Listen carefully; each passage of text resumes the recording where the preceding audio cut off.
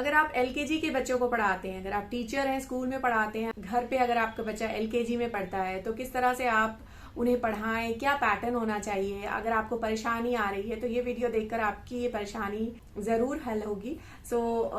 मैं एलकेजी के बच्चों को पढ़ाने के लिए बहुत ही अच्छा एक पैटर्न टिप्स बताऊंगी आपको, जो आप फॉलो करके आपकी पढ़ाने की जर्नी बहुत ही आसान हो सकती है और बच्चे भी हैप्पीली ग्रो करेंगे। वीडियो के अंत तक जरूर देखें। मेरे चैनल पे नए हैं तो do subscribe to my channel और बेल आइकन को ऑल पर जरूर प्रेस करें।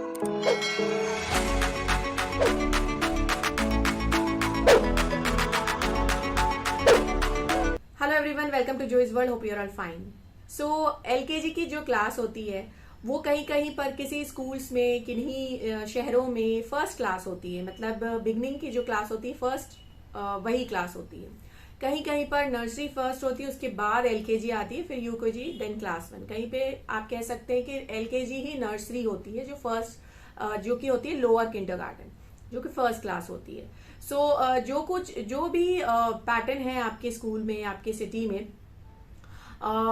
जो वे है, जो रूटीन है, जो पैटर्न है, वो मोर और लेस सेम ही होगा। एलकेजी में पढ़ने वाले बच्चों की एज 3 to 4 इयर्स के बीच होती है। 3 इयर्स, आइदर 3 इयर्स या 4 इयर्स मैक्सिमम, और 4.5 इयर्स, ये एज ग्रुप का बच्चा एलकेजी क्लास में पढ़ता है। सबसे पहले आपको ये जानना जरूरी है कि किन पार्ट्स पे हमें फोकस करना है, क्या डेवलपमेंट, क्या एक गोल है जिसे हमें अचीव करना है एलकेजी के बच्चों को पढ़ाने के लिए।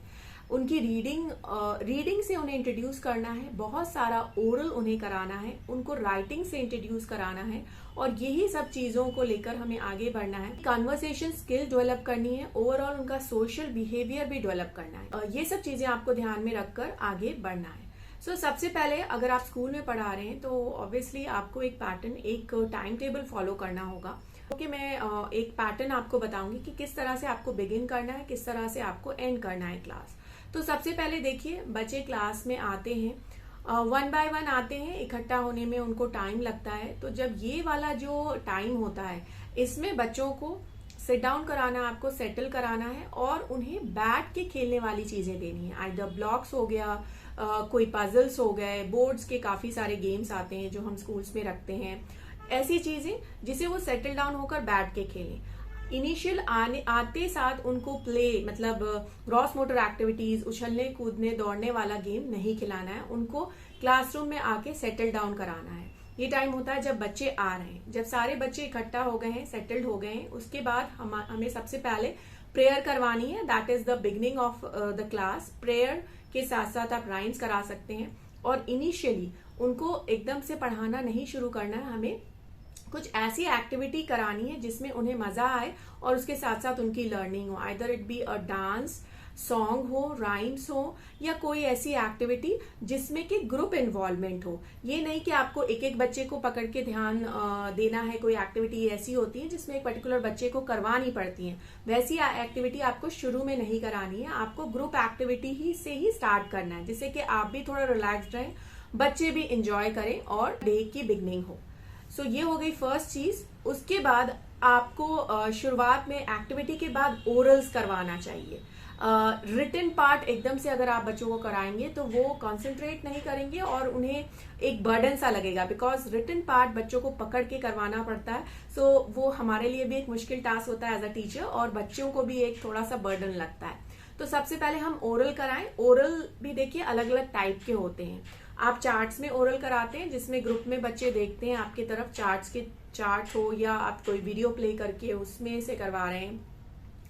और एक होता है बुक्स लेके आप 2-3 बच्चों को एक साथ करा सकते हैं, इंडिविजुअल बच्चे को एक साथ करा सकते हैं। कोई एक पर्टिकुलर टॉपिक हो, either it be alphabets, numbers, animals हो, या कोई भी चीज हो, वो बुक में आपको दिखाना है, ओरल कराना है, खुद बोलना है, and try make the child also say it. आप खुद बोलिए और बच्चा भी उसे रिपीट करे। ये होता है ओरल एक्टिविटी। ओरल एक्टिविटी भी बच्चे काफी बार एंजॉय करते हैं। इसके बाद थोड़ा सा ब्रेक, इतने देर में लंच का टाइम हो जाता है, टिफिन टाइम हो जाता है, बच्चों को टिफिन टाइम कराना है। टिफिन टाइम भी एक जो है ना लर्निंग का पार्ट होता है। उसमें कैसे बैठ के बच्चों को टेबल मैनर सिखाना, किस तरह से आपको टिफिन खाना है, wash your hands before and after meals, ये सारी चीजें स्कूल्स में होती हैं, बट इसको भी प्लान वे में आप कराएं तो ये भी एक लर्निंग का पार्ट होता है। देन लंच ब्रेक के बाद भी थोड़ा सा ओरल कुछ कराएं, आइदर एक आध सॉन्ग आप करा दें या कोई एक ऐसी एक्टिविटी जो जल्दी से फिनिश हो जाए 5-10 मिनट्स, जिससे थोड़ा सा वार्म अप हो जाए बच्चा। उसके बाद उन्हें सेटल डाउन कराएं, आराम से बिठाएं। उसके बाद उनको रिटन वर्क करवाना है। रिटन वर्क में भी ड्राइंग हो सकती है, कलरिंग हो सकती है, राइटिंग का पार्ट हो सकता है, पैटर्न राइटिंग, जिस तरह से भी आपका स्टेज चल रहा है, जो भी टाइम टेबल चल रहा है उस हिसाब से आप बच्चों को करवाएं। बुक्स में, नोटबुक्स में पेंटिंग की कोई एक्टिविटी हो सकती है, कुछ क्राफ्ट की एक्टिविटी हो सकती है। जो भी आपका डे का शेड्यूल है वो आपको लंच के बाद करवाना है बच्चों को, बिकॉज इसमें थोड़ा सा टाइम लगता है, बिकॉज इंडिविजुअली बच्चे को पर ध्यान देना पड़ता है। बच्चा खुद से नहीं करता है, आपको बताना होगा बच्चे को। तो ये पार्ट को भी आप ऐसा रखें कि आपके पास टाइम भी इनफ हो, आपका भी मेंटल स्टेट सही हो और बच्चा भी थोड़ा सा सेटल डाउन हो। इसके बाद जो है लास्ट में आप इंक्लूड कर सकते हैं प्ले टाइम। ये होता है फ्री प्ले, इसमें आप जरूर इंक्लूड करें। जो रनिंग वाला पार्ट हो गया, स्विंग्स हो गए, gross motor skills, gross motor जो एक्टिविटीज होती हैं, जंपिंग एंड दीज एक्टिविटीज, जिसमें बच्चे मिलकर खेलते हैं। तो ये पार्ट छुट्टी के पहले आप इंक्लूड करें जब डिस्पर्सल होना है।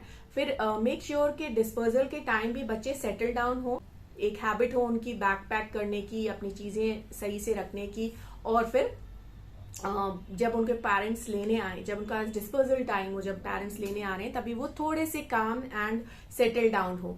आई नो ये चीजें बोलने में आसान है, बट सेटल डाउन कराना, सारी चीजों को मैनेज करना बहुत मुश्किल होता है। बच्चे रोते हैं, क्रैंकी होते हैं, अदर चीजें होती हैं उनके साथ, सो इट्स डिफिकल्ट। बट ये प्लान, आप ये रूटीन फॉलो जरूर करें। जो भी केस हो, आप इस पैटर्न को जरूर फॉलो करें। धीरे धीरे आपके बच्चे भी सेटल्ड हो जाएंगे और आप भी यूज टू हो जाएंगे इस पैटर्न के। आपके लिए बहुत इजी होगा फॉलो करना और बच्चों से वो काम करवाना। एंड एक मैं यहाँ टिप दूंगी, आइदर आप घर पे करवा रहे हैं या स्कूल में करा रहे हैं, आप जो भी चीज, जो भी प्रॉप्स यूज करें, कलर्स हैं, बच्चों की बुक्स हैं, चार्ट्स हैं, आपका कोई भी अदर मे बी पपेट्स हैं, जो भी चीजें हैं वो इजीली एक्सेसिबल हो। आप क्लास शुरू होने से पहले ही सारी चीजें अच्छे से एक शेल्फ या जो भी आपका नियर अबाउट टेबल हो उस पर रखें, ताकि आप इजीली एक्सेस कर सकें। हाँ, आपके लिए एक्सेसिबल हो, बच्चों के लिए ना हो। बच्चे क्योंकि सामने कोई चीज देखकर ले लेते हैं, तो ये स्कूल्स में ऐसा होना चाहिए कि टेबल जो हो reachable for the teacher but not reachable to the kids. ये बहुत जरूरी है, नहीं तो टीचर्स को काफी बार परेशानी होती है, बच्चों को पकड़ना पड़ता है, वो चीजें लेके टीचर की भाग जाते हैं। बट आपके लिए एक्सेसिबल हो ताकि आप तुरंत ले सकें वो चीजें, तो टाइम इसमें वेस्ट नहीं होगा और आपकी एनर्जी वेस्ट नहीं होगी और बच्चों का भी ध्यान इधर उधर नहीं भटकेगा। आप जो चीज करा रहे हैं वो एक फ्लो में आपकी चलती रहेगी। तो इट्स वेरी इंपॉर्टेंट कि आप जो भी चीजें यूज करें वो इजिली एक्सेसिबल हो। तो यही कुछ पॉइंट्स हैं, टिप्स हैं, जिसको फॉलो करके हम अपना भी इजी कर सकते हैं, अपना वे ऑफ टीचिंग, और बच्चों की लर्निंग भी एनहांस कर सकते हैं। सो आई होप कि आपके लिए यूजफुल होगा।